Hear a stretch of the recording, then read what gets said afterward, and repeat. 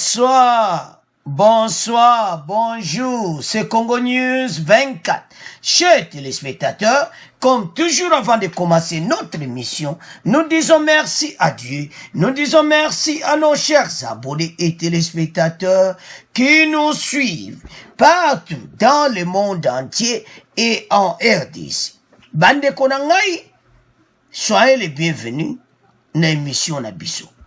À la une, chers téléspectateurs, Félix Tshisekedi invité par Joe Biden le 22 avril 2021.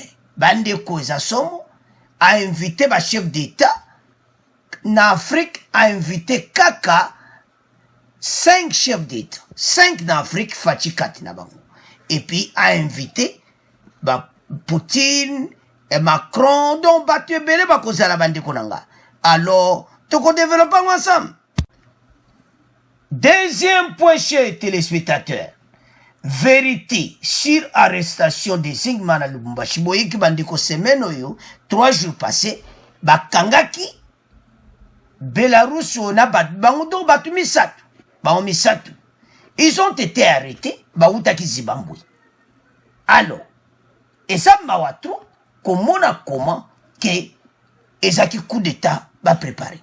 Alors, il a été arrêté après avoir rencontré Joseph Kabila à Lubumbashi. Bandeko, Azana Kinshasa, yango tontope sa vérité. Ndenge nini boyoka ike bakangaki. Oh, ateka kaba arme.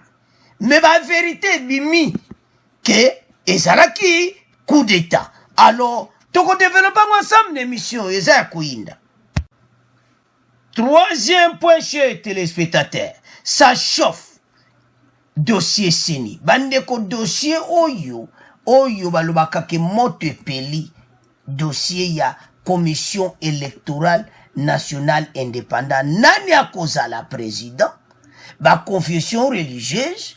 Boyebi ozo leka semaine oyo. Ale bandeko nanga boko yoka. Revue de la presse. O nyonso elega ki semaine mobimba.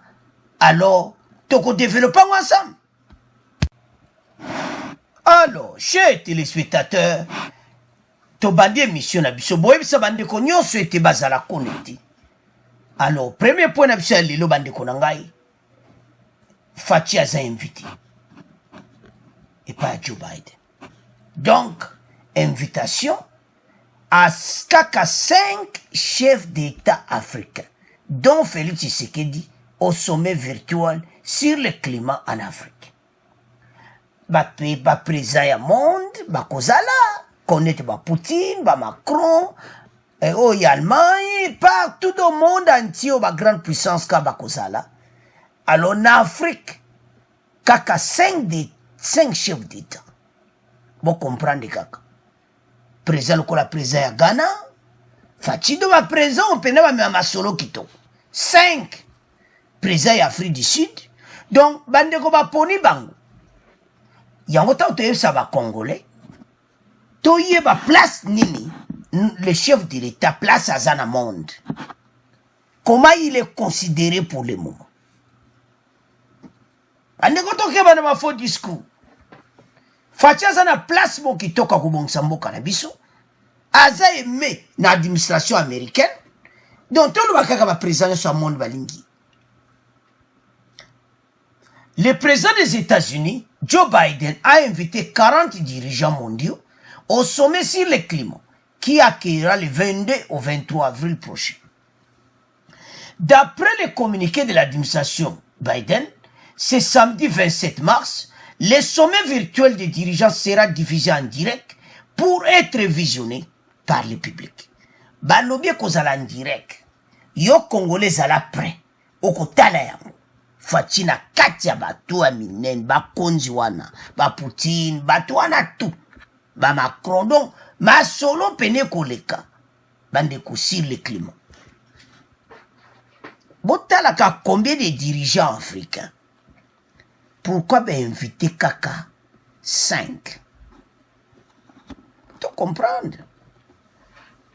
Que ma solo ezakitoko koto. Dernièrement, l'émission passée, tu sais bien que bazo sala data center na RDC, makambo belé na RDC, ba américain la main dans la main en partenariat. D'après les communiqués de l'administration DBS qui a divisé 5 mars, qui peut être visionné par le public, parmi les 40 dirigeants mondiaux, figurent 5 chefs d'État africains, à savoir Félix Tshisekedi de la RDC, Ali Bongo du Gabon, Uhuru Kenyatta du Kenya, Muhammadu Buhari du Nigeria et Cyril Ramaphosa d'Afrique du Sud. 5 chefs d'État. Vous comprenez les gars. Le sommet des dirigeants sur le climat soulignera l'urgence et les avantages économiques d'une action climatique plus forte. Ça sera une étape clé sur la route vers la conférence des Nations Unies sur le changement climatique. Alors, sans plus tarder, tout le monde a extrait Oyo. Bon, on continue mission abisso. Félix Tshisekedi azali kati na bakonzi tukuminei Joe Biden abengisi na likita na nzela ya internet po etali klima na sanza ya minei ekoya bakonzi basusu ba Afrika lokola Ali Bongo ya Gabon, Uhuru Kenyatta ya Kenya, Muhammadu Buhari ya Nigeria, pe Cyril Ramaphosa ya Afrique du Sud lokola pe Vladimir Poutine ya Russie, pe Xi Jinping ya Chine bakozala. Alors, bande konangai, voilà l'honneur. Oba américain bazako accordé na fachi. 5 chefs d'État africains. Kozala côté na ba président Russie Poutine, président ya Chine Jinping, donc botala kabo comprendre comment ba président wana ya Chine, do ba président wana tout. O ba grande puissance ba kozala. Voilà place oyo fachi asukuma. Yango et là, tous ceux qui bandiko na ngai mokili oyo eza mabe. Tous na deuxième point. Boyoka ki semaine passée c'est jeudi était bakangaki businessman wana ya Belarus bakangaki bande kwa utaki Zimbabwe.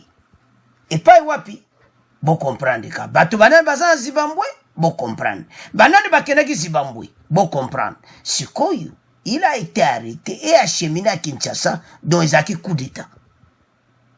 Biso va tout l'obité, mais toujours à la deuxième point. Tenu qu'on bébé ça. Et ça somme. Avançons. Alors, Fachi va bien c'est la conférence où bako traité sur le climat. Boyebi administration ya Trump. Makamba climat va être considéré en open makasté. Alors, Biden a eu une révolution. Il faut comprendre que les États-Unis sont parmi bateaux. Babimisak basala ka budget pour des mondes na makambo ibeli. Alors, Trump a kangaki makambo yo makamba climat. Il a même pas appuyé ça. Et ça là à Paris, mais il n'a même pas appuyé tout ça. Alors, Joe Biden a eu à lui faire ça la conférence wana. Sommet mon virtuel, à Ponika 5 chefs d'État africains. Mais là, on est un peu bêta CTA. Et ça, pendant que l'accès de la Congolais, là où le président Nabiso Bazo considéré dans le monde. Pour comprendre que le monde entier est en direct, nous sommes en YouTube, nous sommes en ligne, donc nous sommes en monde en direct. Et puis, vous comprenez que les médias sont monde et kozala na télévision. Et pour voir notre président à côté, il y a une grande puissance de président. Et ça occasion où il y a okutana ko solo la na bango. Malgré ça virtuel, mais bako ko solo la. Même après conférence, ici, bah je vais téléphone bah solo na Biden makambo belé o ils ont sambo cannabis. Et l'autre, le bawa, et ça pour la considération. Je me souviens, tant on fait ça qui n'est qu'aux États-Unis, bah critique et pesa makebeli. Boye bah tout ça en démocratie, nous sommes en opinion là. Ah voilà, bah yambié na Trump te, bah yambié na secrétaire d'État américain. Mais ça bah critique. Oye l'Obama oye wana.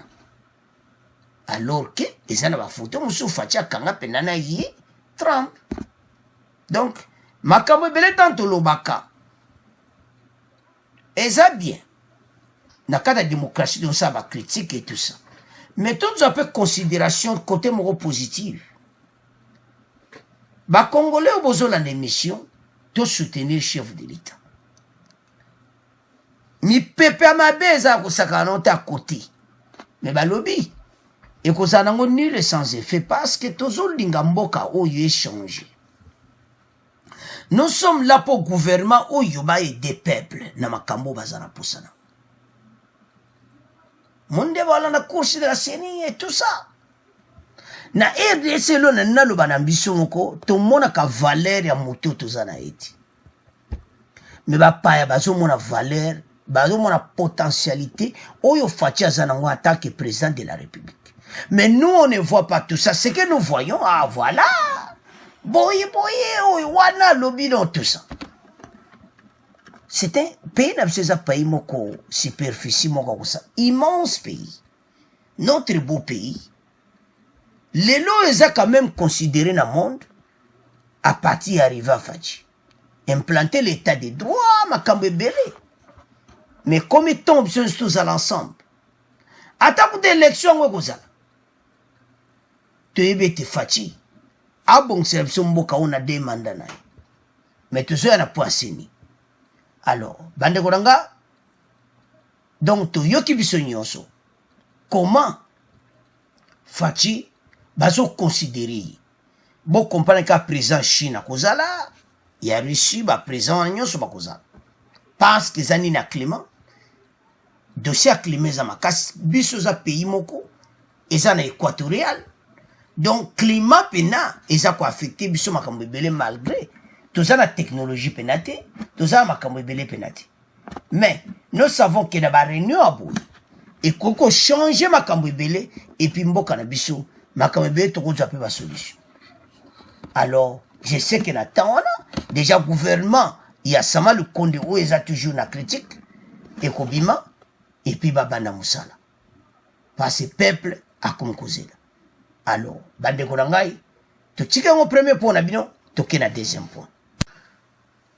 Alors, bande koranga to kombina point oyo balubaka et yindi vérité sur arrestation des Zingman à Lubumbashi, dont Ezaki coup préparé. 3 Bélarusses arrêtés après avoir rencontré Joseph Kabila à Lubumbashi. Bisou batuto lobite. Boko yoka. Mais Diana baluba zana ba preuve que Zaki Kuba déstabiliser l'institution en boka de coup d'état désamorce. Bandiko banguna ba tomboki na ndenga mukiti. Banguna ba telemeli RDC. Awuti wapi Zimbabwe. Belema très dangereux. Et ça kosaka na ngoti. Andeko situation est assurée. Ndeto lobawa batuloko a John Numbi bazana Zimbabwe, Kabila utoke Zimbabwe ne bozomo na photo wana et tout ça. Situation est apena mubulu. Vous vous souvenez? Oye le kaka kala bisobo comprendre l'histoire. Ba prison ba yaka po ba bongsa mboka ba congolais biso moko. Toujours tika mboka. Congolais motema to fungwama. Bandeko point oyo eza poto fungula ba congolais misu. Eloko nini bino bokozwa ce qui fatia za président de la République. Bokozwa eloko te. Banguna bako profiter. Oyo bino bo prétendre que baza la président de la République. Bako tika la koza la président de la République. Nandenge tozo mona pa action. Tokozwe loko nini to tika motema mabe to soutenir le président de la République. Peuple aza mutu oyo aza na puissance. Peuple soko a telemi mboke telemi. Ce qui te élevé va voir la biso pour le président de la République. banguna oyo bakokota na kata kazaka balobi soko moni ndoki belele na moi. Avançons. Selon ces médias sud-africains, une source proche de l'administration du président Félix Tshisekedi a confirmé l'arrestation d'Alexandre Zygman à Lubumbashi. Il a dit qu'après avoir rencontré Kabila, Zygman a été arrêté puis transporté à Kinshasa, où il a été interrogé par les services de sûreté sur ses affaires à RDC. La source a déclaré qu'il ne pouvait pas expliquer ce qu'il faisait à RDC. Oh. Yoza Vandera Minduki. Oteke la Kaminduki na ba pays bili. Oza vendeur des armes. Ngamuto na lobiti. Tokoche la bino exo. Boko yoka yango. Comment bato aboyi? Tozo tika bango na katambo. Donc, ezo salanga na pasi komona. Mutu nde bakangi bakoko tika edi. Et maintenant, si c'est biso pene photo zala mayele na preza ya Zimbabwe. Photo za mayele bande konanga bo kansa le passé. Le passé oye le kaka Zimbabwe boye bikamasu. Hélicoptère Zimbabwe bo comprendre kamasu. Mais lo dontolo ba wezani. Fatia za mwana nzambe. Ba oyo bazoluka kotiela ye mitambo bakokangama na mitambo na bango. Badema kantolo beza vérité. Il a déclaré le 31 décembre à remettre mboko na maboko na nzambe. C'est Dieu là, ça Dieu est juste. Yo yaka komeka. Et ça la passe les mots taliban de Kolobi, mais comment? Fachi sikoyo na makamba boye Fachi a changé approche na ye na bato nyonso zinga na ye. Parce que départ ya numbi na Zimbabwe, voilà ce que nous vivons maintenant. À quel Zimbabwe? Pas même un mois. Moto qui est en aéroport, bakangi akoteka ba arme. Wapi na Zambie, Zimbabwe. Bandeko toza la prudent. L'état est mauvais. Ne baye ba eti. Bako kanga mana ba piège na bango. Kongola sambela makasi. Toujours présent linga bongsa mboka. Biso pays na biso ko yana no bakanzamba sunga. Pays oyo ekoma pays mon passe facha za motema pena ko bongsa mboka. Me banguna batelemi. Na bandeko na biso moko ba Congolais. Ki motema na biso mabe ya to kotsi ba pa ebele. Ya to kotsi be infiltré bele na kata RDC pa to za motema mabe. Songi na taliba to tu ba pesa ba commentaire awa. To jasko ba commentaire na mina 2018. Boyo ka soni. Bazolo bake. En tout cas biso. Tozana besoin kaka. Kabila longwa. Présent nyonso okota na yata zandeni to supporter na biso. Bande kobo kanza maloba wana Congolais nyonso na Europe, Amérique, Canada, monde bazolo bango.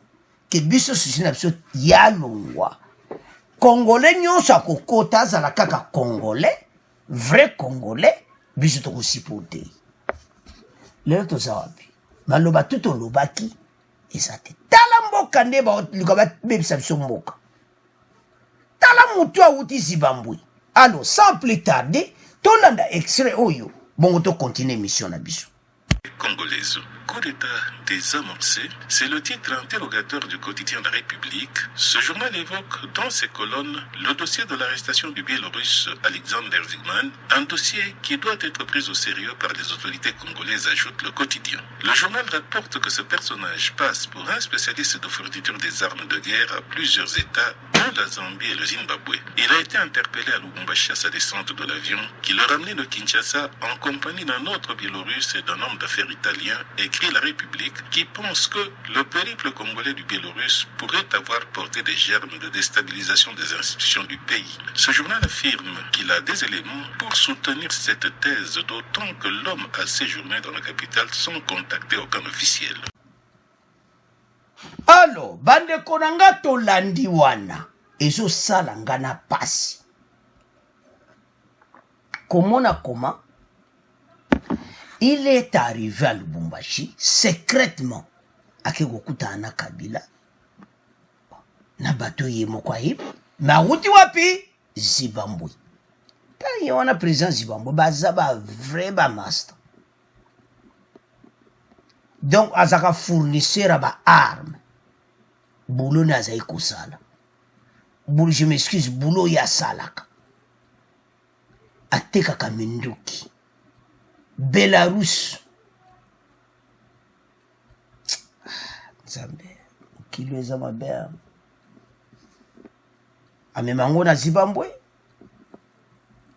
Zambie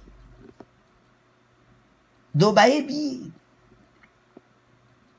bayokakai donc ayaki donc si je crois bien que banda kala zepe ko yana RDC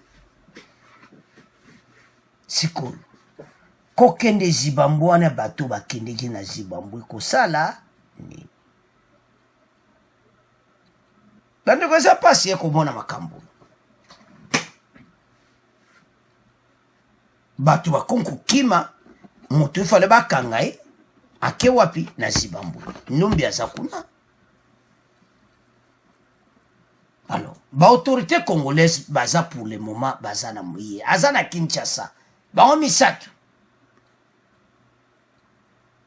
batuni nde bolandi wana batuni aso koko expliquer ta coup d'état désamorcé c'est le titre interrogateur du quotidien La République. Ce journal évoque dans ses colonnes le dossier de l'arrestation du Biélorusse Alexander Zygman, un dossier qui doit être pris au sérieux par les autorités congolaises, ajoute ce quotidien. Le journal rapporte que ce personnage passe pour un spécialiste de fourniture des armes de guerre à plusieurs États, dont la Zambie et les Zimbabwe. Il a été interpellé à Lubumbashi à sa descente de l'avion qui les ramenait de Kinshasa en compagnie d'un autre Bélorusse et un homme d'affaires italien. Ezaya koinda esi yindi na émission. Ba Congolais tolamuka talamboka ne banba bebisa biso mboka. Totika koswana pamba e komema biso ata epai moko te kutu koperde nde makambo kitoko na mboka na biso. To soutenir président de la République là pour le moment. Banguna baza partout. Bazo bango bavanda mon calme. Ba utiliser ka batu. Pourtant ko yinda ya yebine makamba ngote. Yo ye secrètement na kati ya mboka na biso. Oza fourniteur des armes, ba minduki omemaki wapi yango. Ndeto landi wana. Il a été interpellé bandeko nanga bakangi aza na Kinshasa. Donc, les autorités congolaises pensent que le périple congolais du Bélarus pourrait avoir porté des germes de déstabilisation des institutions du pays. Coup d'état désamorcé? Bon comprendre. Ce journal affirme qu'il a des éléments pour soutenir cette thèse. makambo oyo esalamaki depuis jeudi bolandaki bandeko ebele mpe ya media peut-être bapesaki mpe bainfo oyo tolanda ye biso nyonso tozali kolanda évolution nango ekobimaki engezala coup d'état Maratro. Ce journal affirme qu'il a des éléments à soutenir cette thèse, d'autant que l'homme a séjourné dans la capitale sans contacter aucun officier. Na gouverneur Koutea, au Katanga Yebi le côté. Gouverneur Oyebi, on a yebiti. Oh. Arrivé à Mouti Oyebi, on a yebiti. Oh. Ah, Nzambe. Yaya se yakina ye, comme taba simbiene ropo. Oko kendete. Ale, Kinshasa. Nanu batuyu. Ah, RDC na biso toko bonga ndenge nini. Biso mo ba Congolais mitema mabe Nzambe na ngai. Sunga ba Congolais ba bongola mitema. Journal lelo bandeko nango zolanda émission changer cœur na yo. Yeba ke président de la République alingaka bongsa mboka na biso ba paya balingaka ete. Ba Congolais ba mope balingaka ete. Totikala ka na pasi. Bango ba yibaka biloko na biso. Lokola tozwi président oyo alinga bongsa mboka bato bazana kolera mabe. Ah, ya bongsa mboka oyo. Bo ba kopi na biso. Bo makamno suto salaka. Ba bandi koluka ba manevre. Tondenga zawana makamusu ba découvrir kuna bandeko ba chawa te. Me boko yoka na mikole koya.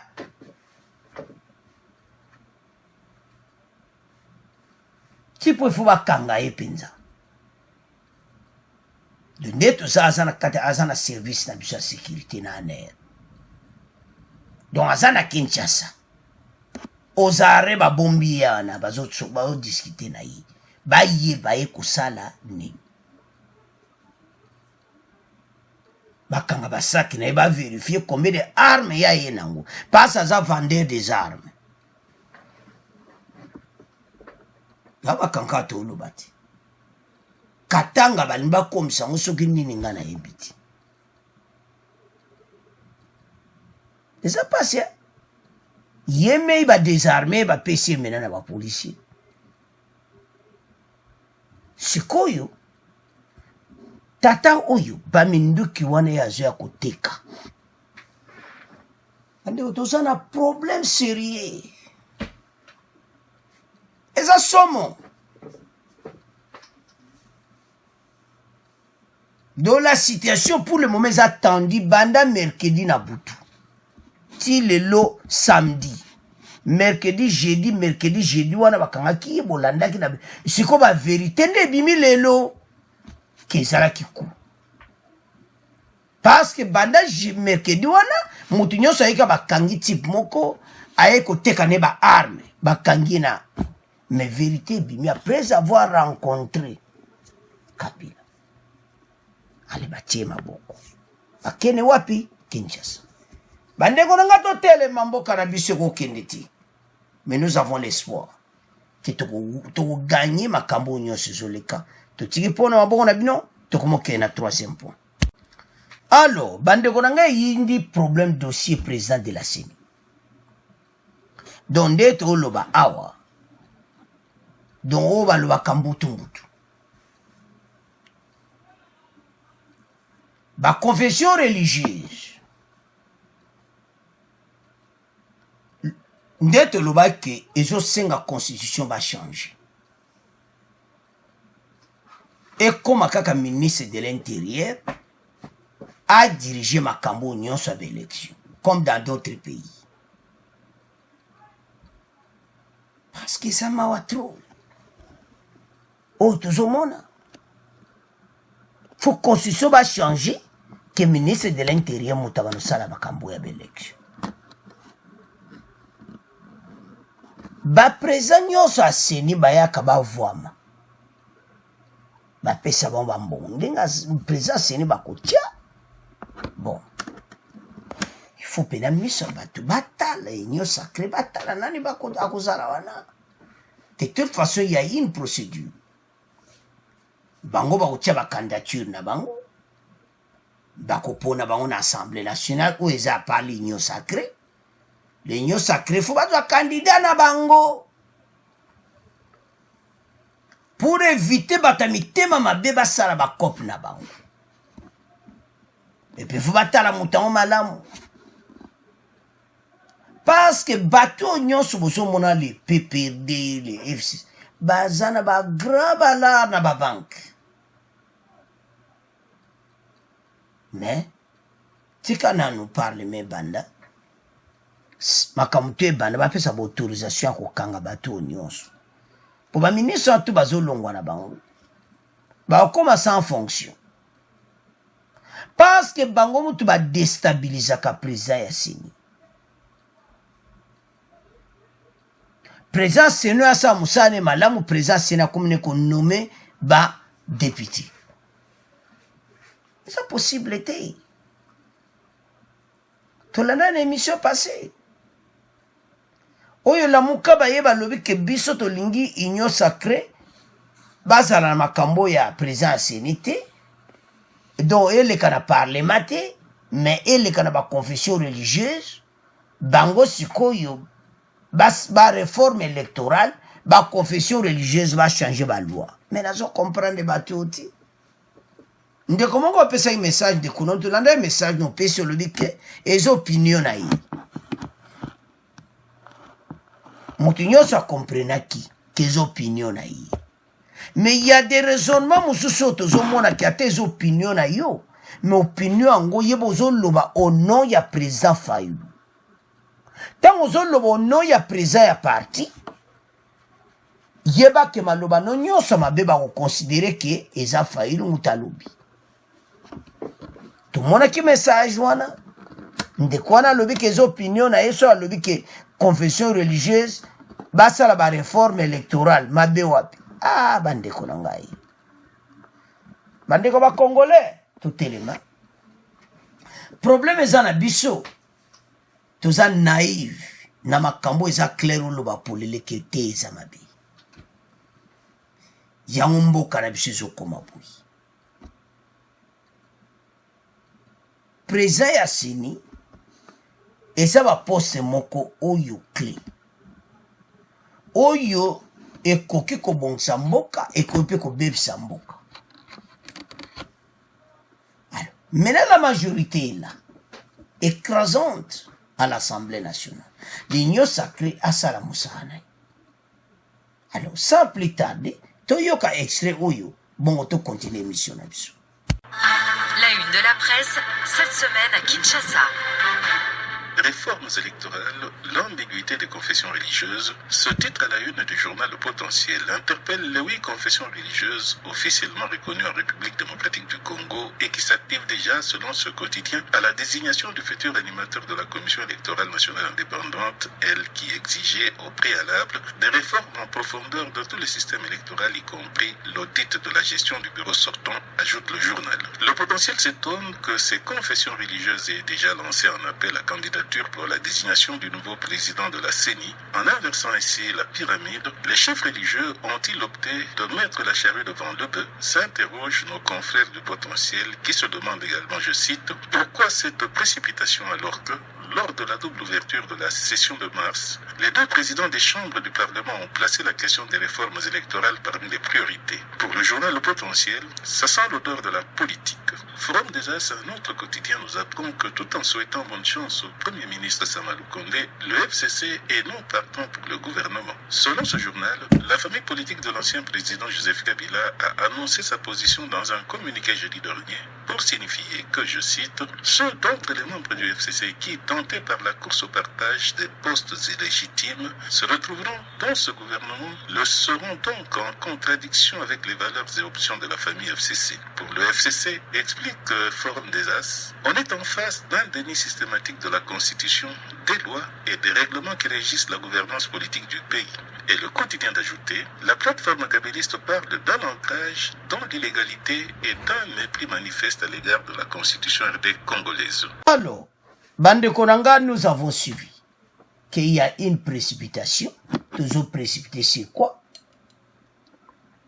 citation oya président Sini bandeko faut totelema biso nyonso parce que ma confession religieuse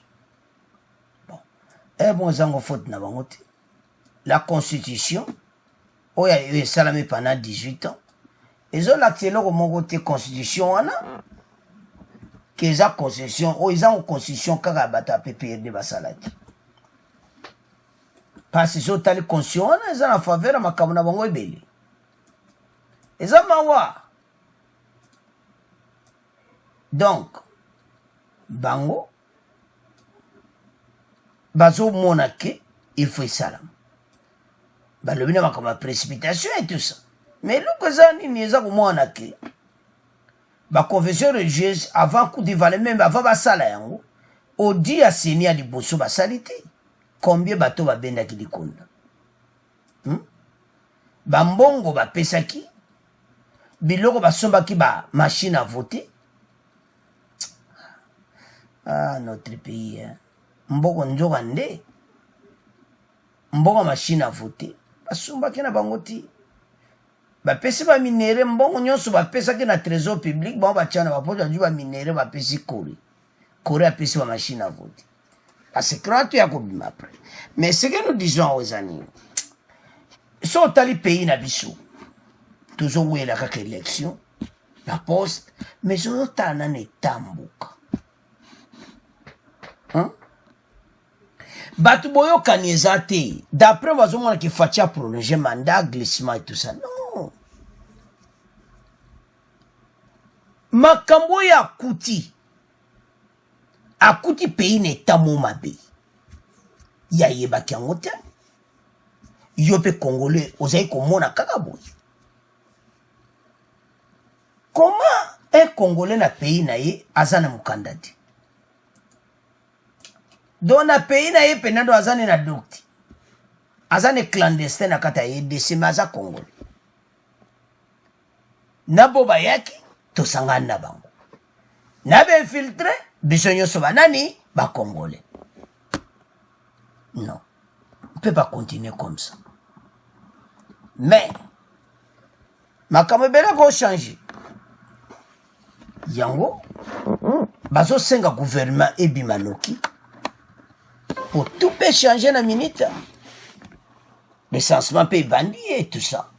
Bako ça recensement moko rapide tozo boya teo élections a glissé tout ça té. Toza na posaka ki mutaza na identité ba yeba nana ko voter té. Mais pour le moment les amawatu. Avançons. Tout le monde a besoin ya kozala président ya Seni na ba confession religieuse. Yango majorité union sacrée botale la biso nani oya koki kozala. Botale pas payer routine pete okindi. Na état oyo mboka ezali. Il fallait opposition. Ngana mona quand même pas mindira non. Biso ta musika. Ba mindira mo apena ba vandi, ozali kamboka. Tala, yozo opposant, mais ozali kambamboka. O ko apena opposition a cédé pour l'intérêt à peuple. Opposition à l'obité. Na ndeto moni. Tout ça là dans le recensement, to yiba nombre batu. Ou bien, so de linka to salon en 2023. Tu as insisté que tous ba pareil belé ba bloqué belé donc ba senga bambongo ezala pona ko sa recensement na parce pays za munene parce kota ba nord Kivu na ba sud Kivu ko attend ton pays est divisé de l'autre côté bato ya Beni bazakole. De l'autre côté, pour le gouvernement, le compte des Obimati. Bateau, yo ba ko rejoindre union sacrée, ba ende ko tia poto. To ya bato muso ayene wana me ayene ka ko tia poto. Mais, et loko zo senga ki, bato wana tout passe mboka ko continue tolandi biso nyonso wana revue semaine oyo revue de la presse comment ba média ba reporter oyo ezoleka si dossier seni eza soni gouvernement ti siko ezobima te opesa faute na nani eza mawa pays na biso pays ekomi na niveau moko donc nzambe mais un jour nous allons gagner makambo ekochange na mboka yango batika Sama Lukonde temps abimisa gouvernement ne abien tosilo lexi balere ata kutoza président tosilo lexi balere ebele ebanani bazosala mobulu kuna na union sacré kaka bango bolingi na bino mboka te bino boalionaka mpona kotia kodestabilize mboka na biso vous allez payer bokofuta pena un jour bomoni pena ke mais tofuti pena ko toana problème toana problème po eza mawa ndeko na ngai eza mawa komona koma batu oyo ba détruire mboka na biso ba ye lisu kosanga na union sacrée ba bandi kotia désordre alors ba confession religieuse bazowela seni tozonga sikona dossier penda président ya seni pourquoi nga pena oyo elekaki na Rosar Malonda je n'ai pas confiance na makambo oyo esalamaki Rosar Malonda aye kobima taki kimbangiste aloki aza kimbangiste te aza ane catholique bon ebanda indenge nini akene kokoma na kimbangi tozongana na pona bandeko ifo tokanisa oyo uta ekoleka Rosar Malonda po bato oyo to baosala manevre oyo oyo batelemeli makambo kaka seni toyeba bango bien Rosar Malonda aza nani catholique ou bien azalaki nani mais bakongole batimbeli bandeko bokomona manevre kuta eza nango te parce que union sacrée nde nalandaka mboso do baza pena déterminé babayati badétermine batali paye kocontinue boye ti donc il faut mboka échanger towuti na badivision ya ndenge na ndenge union sacrée balexi balere je m'excuse FCC balexi balere fati ya yosala union sacrée FCC balexi fati lere nyonso leo tokomi na union sacrée bato mosusu balexi biso sur lere te toboya yango fati yebisa Sama Lukonde abimisela biso oyo bino bondimi bino mibale oyo bato wana soki bakochange mboka etali bango parce de suite olembi bato bayeko na union sacrée pour les gâteaux alors bandeko na nga dossier ya seni yango wana nde tolobi keza ya koyinda esi eyindi nango totika ngo na bino bo abonner massivement bo partager au revoir à la prochaine.